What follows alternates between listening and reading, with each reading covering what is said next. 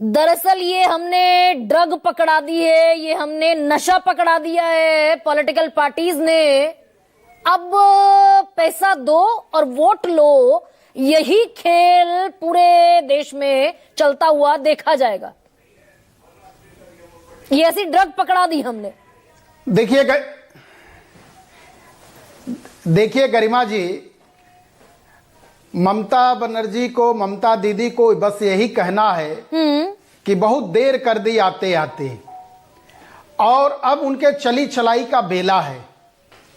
शिक्षक भर्ती घोटाला, युवाओं के लिए पूरी तरह से निवेशकों का प्रतिबंध लगा देना, और बंगाल में किसी भी प्रकार की किसी भी स्थिति में किसी भी रोजगार के दरवाजे नहीं खुलेगा, ये उनका संकल्प। वहां की लोकल चटकल मिलें सब बंद कर दिया। पूरी तरह से पश्चिम बंगाल की आन शान बान माताएं बहनें आज वहां घर परिवार त्रस्त है। अपराध, आतंकवाद किस तरह से पुरजोर फैला हुआ है, इन सारे चीजों को आज इनकी आंखें खुल रही हैं। बिहार में बीच चुनाव में, अरे अच्छा होता ना, रुकिए ना प्रोफेसर सौरभ, गरिमा जी आ रहा हूं मैं बिहार। रुकिए जरा, गरिमा जी आ रहे। भाई बिहार में बीच चुनाव में अनंत सिंह के गुर्गों ने गोली मार दी दूसरी पार्टी के आदमी को।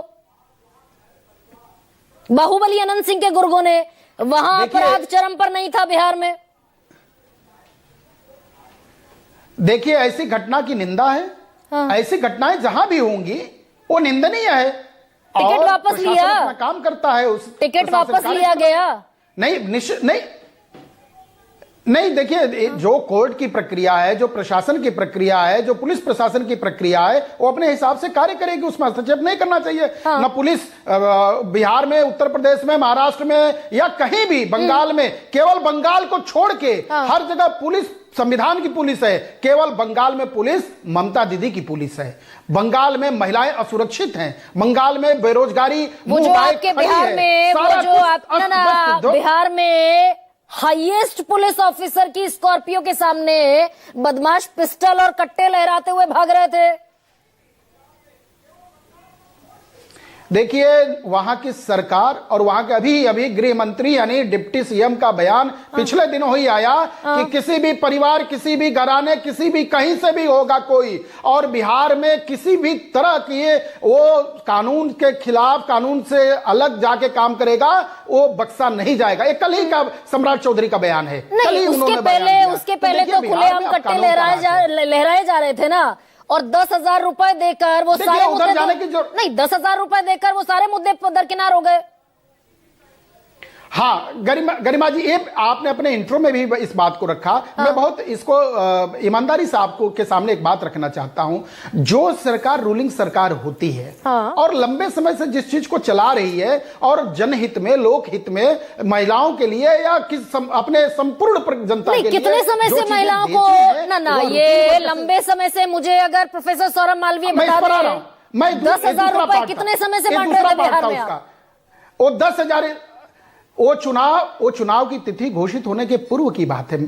28 तारीख को, 28 अगस्त को पहली किस्त गई थी 10,000 रुपए की, और 6 नवंबर को चुनाव था। हाँ, मुझे मालूम था आप तिथि की बात करेंगे। अब मैं बता देता हूं गरिमा जी, बहुत सुंदर प्रश्न है, दर्शकों को जानना चाहिए। इसकी कैबिनेट में फैसला पहले हो चुका था, और ये जो सरकारी नोट से बजट होता है, वो उसके पूर्व यानी चुनाव के 2 महीना पहले डिक्लेरेशन हो चुका था। हाँ, जारी करने की ममता में अभी कहां, अभी चुनाव की घोषणा कहां हो गई भाई? बजट ममता बनर्जी ने कैबिनेट से ही पास कराया। बिहार से उसकी तुलना नहीं करना। हाँ जी, नहीं तौर पर नहीं। गरिमा जी, अब मुझे समय दीजिए तो समय ना, बहुत महत्वपूर्ण बात आपने उठाया, बहुत महत्वपूर्ण बात उठाई है गरिमा जी।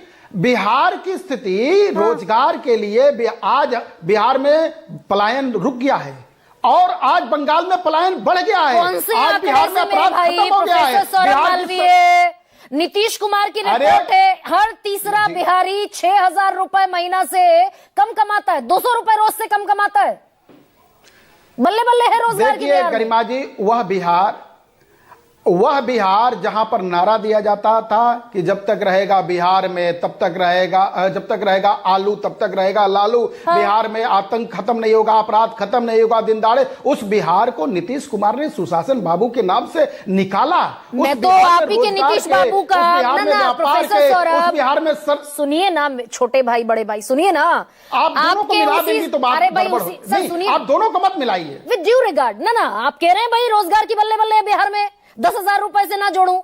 आपके सुशासन बाबू नीतीश कुमार का जातिगत सर्वे का आंकड़ा कहता है हर तीसरा बिहारी 200 रुपए से कम कमाता है, वहां रोजगार की बल्ले बल्ले है ये।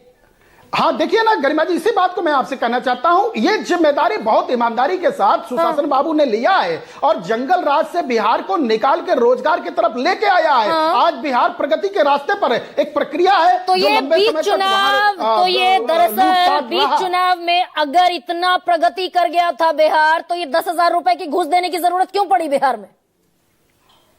नहीं, देखिए माताओं के हित में, देखिए एक मिनट, कुटीर उद्योग के बढ़ावा के लिए, महिलाओं के हक में, हित में, उनको रोजगार, स्वरोजगार देने के लिए आप घूस जैसे शब्द मत बोलिए प्लीज। आप तो इतनी सम्मानित पत्रकार हैं, आप जनता को समझती हैं और जनभाव को समझती हैं। महिलाओं के घर सुधर गए, महिलाओं के शराबबंदी के बाद परिवार सुधर गया, समृद्ध हो गया। आज महिलाएं वहां रोजगार की तरफ उन्मुख हो गई हैं। भाई चुनाव के एक सेकंड, प्रोफेसर सौरभ, आपसे एक बड़ा छोटा सा सवाल है। अगर ये चुनाव से जुड़ा हुआ 10,000 रुपए नहीं थे, अगर आप वोट खरीद नहीं रहे थे, तो 28 अगस्त को पैसा भेजा आपने, सही कह रही हूं डेट? पहला पैसा 28 अगस्त को भेजा। वो 28 अगस्त से ठीक, सुनिए ना, वो 2 महीने पहले, वो 2 महीने पहले कैबिनेट की पहला पैसा 28 अगस्त को गया। जी ठीक बात। 6 नवंबर को पहले चरण का चुनाव था बिहार में। मैं उसी पर आ रहा हूं। तो 1 महीना और थामस कर लेते हमारी भाषा में। अरे हाँ, आप ही की भाषा में इस बात को बता दूं कि जो प्रक्रियाधीन चीजें थी, जो जनहित में लागू करने की बात 2 महीना पहले कैबिनेट ने फैसला कर दिया था, जिस पर मुहर लग गई थी, जो जिसको नोटशीट बोलते हैं, यानी जिसको सरकारी भाषा में जारी करना बोलते हैं, वो प्रक्रिया 2 महीना। अगर घूस नहीं थी, अगर घूस नहीं थी तो 3 महीना रुक जाते ना। जनहित है, जनहित में देखिए गरिमा जी, जो लाभांश देना है, जो लाभकारी काम करने हैं, जनहित ना, ओके, जनहित। आप भी इसके पक्ष में खड़ी हैं प्रोफेसर सौरभ।